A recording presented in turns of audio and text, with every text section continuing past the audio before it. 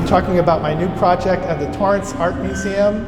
My name is Danial Nord, and I'm an artist who uses video and media to illuminate sculpture. And what we're seeing right now is a new installation of figures that are driven by the illumination from current news footage. The figures are made using a process where I create sand molds on the beach or out of clay and armatures. And then I torch large sheets of plastic to conform to the molds, like a crude vacuform. Those act as the diffusers for arrays of hand-built LEDs that are driven by video, which is translated into light via the LEDs and some hardware and software, and that illuminates the sculptures. And each sculpture has a personality, and the video that drives them is taken from footage that is currently out on social media and online relating to their backstories. So for instance, the Gunman was created after one of the mass shootings, and his backstory was informed by a lot of the news related to the NRA, of Second Amendment rights and such.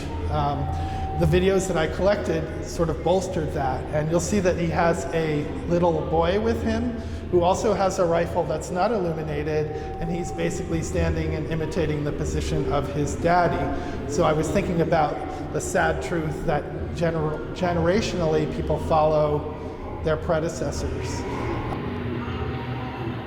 Another character is called the Illegal. And there's also an alien. I actually separated the illegal from the alien because there's this illegal alien thing going on. And the illegal is driven by footage from ICE raids and also night footage of self-appointed vigilantes filming people close to the border in the US.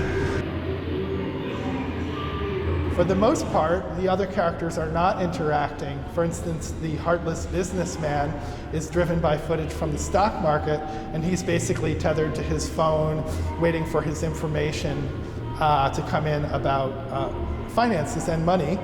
And you'll note that his balls are driven by the ticker from the stock market as well.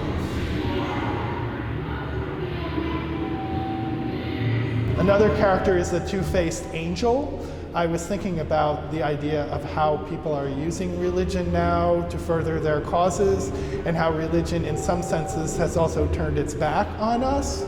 And it's really representative of the dialectic and the pressures between groups that are happening now. For instance, red state, blue state, Democrat, Republican, Christian, Muslim, and so on.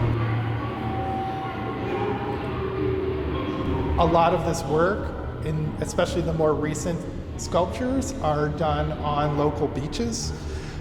I think the context of the Torrance Art Museum is great because it really is coming from the South Bay. The work is physically emerging from the South Bay, and it's shown here in its first time. They said, do whatever you want. This was about a year and a half ago, and that, for an artist, is an amazing opportunity.